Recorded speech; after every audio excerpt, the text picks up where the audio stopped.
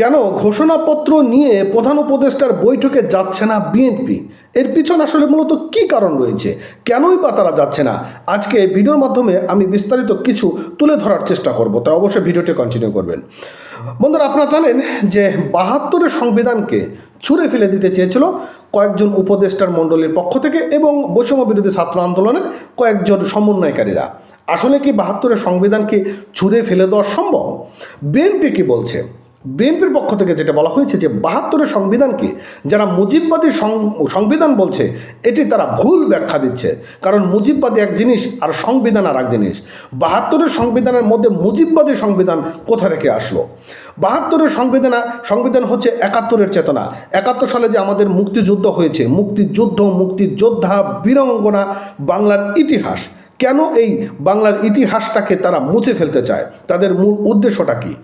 এবং বিএনপির কয়েকজন নেতা ইতিমধ্যে বলেই ফেলেছে যে তাদের মূল চেতনা হচ্ছিল ৪৭-এর চেতনা এবং ২৪-এর চেতনা। তো আমাদের ৪৭-এর চেতনা বা ২৪-এর চেতনা নিয়ে আমাদের কথার কোনো দ্বিমত নেই, কিন্তু আমাদের ৭২ বা ৭১-এর চেতনাকে কেন আমরা ভুলে যেতে যাব? ৭১ সালে আমাদের অনেক মা বোন শহীদ হয়েছেন, অনেক মা বোন সম্ভ্রম হারিয়েছেন, এবং ৭১-এর যে আমাদের ইতিহাস, সেই ইতিহাসকে কেন বিকৃত করা হবে?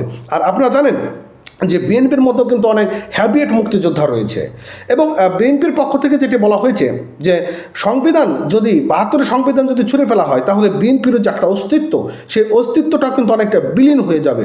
তো মানব জমিনে কি বলছে, কেন যমুনাতে যাচ্ছে না বিএনপি, সেটি চলুন আমরা একটু এক্সপ্লেন করে আসি। জুলাই গণঅভ্যুত্থানে ঘোষণাপত্র চূড়ান্ত করার লক্ষ্যে রাজনৈতিক দল এবং অন্যান্য অংশীদারদের সঙ্গে সর্বদলীয় বৈঠক করবেন অন্তর্বর্তীকালীন সরকারের প্রধান উপদেষ্টা ডক্টর মোহাম্মদ ইউনূস।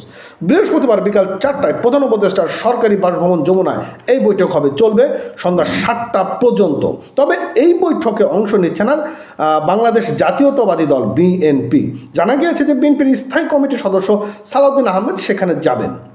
এছাড়া জামাত, গণতন্ত্র মঞ্চ সহ রাজনৈতিক দল ও বিভিন্ন শ্রেণী পেশার মানুষ বৈঠকে উপস্থিত থাকবেন, এবং প্রধান উপদেষ্টা ডক্টর মোহাম্মদ ইউনূস সহ উপদেষ্টা পরিষদের সদস্যরা বৈঠকে উপস্থিত থাকতে পারেন।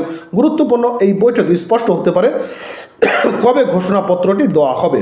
এবং প্রধান উপদেষ্টার প্রেস উইং থেকে জানা হয় যে সব দলকে এই বৈঠকে আমন্ত্রণ জানানো হয়েছে এবং ঘোষণাপত্র একটি খসড়া রাজনৈতিক দলগুলোর কাছে পাঠানো হয়েছে। গত ৩১ জুলাই বৈষম্যবিরোধী ছাত্র আন্দোলন এবং জাতীয় নাগরিক কমিটি ঘোষণাপত্র দিলেও শেষ পর্যন্ত তা ওঠেনি, এবং মূলত বিএনপির বিরোধিতার কারণে ঘোষণাপত্র দেওয়া ওই কর্মসূচি বাতিল হতে বাধ্য হয়েছিল বৈষম্যবিরোধী ছাত্র আন্দোলনকারীরা। তো মূলত যে ফোকাসটা বা আমরা বিভিন্ন যে নিউজগুলো থেকে পড়ে এবং সংবাদ মাধ্যমগুলো থেকে যে বিষয়গুলো আমরা জানতে পেরেছি যে আসলে ৭২-এর যে সংবিধান, সে সংবিধানকে যদি ছুঁড়ে ফেলা হয়, তাহলে আমাদের যে বাংলার নতুন বাংলাদেশ যখন আমরা পেয়েছিলাম ৭১-এ, তার ইতিহাসটাকে বিকৃত করা হবে। ৭২-এর সংবিধানকে মুজিববাদী সংগঠন ট্যাগ দিয়ে এই ৭২-এর সংবিধানকে মুছে ফেলে ৭১-এর ইতিহাসকে মুছে ফেলার এক বড় চক্রান্ত চলছে বলে বিএনপির অনেক নেতাকর্মীর পক্ষ থেকে জানানো হয়েছিল। আসলে কি ৭১-এর ইতিহাসকে এই সরকার মুছে ফেলতে চায়? তারা কি ৪৭-এর ইতিহাস, ২৪-এর ইতিহাসটাকেই ধারক বাহন করে তারা আগামী দিনে বাংলার নতুন পথকে জাগ্রত করতে চায়? অবশ্যই কমেন্ট করে জানাবেন। ভালো থাকবেন, সুস্থ থাকবেন। নতুন হলে অবশ্যই চ্যানেলটি সাবস্ক্রাইব করবেন।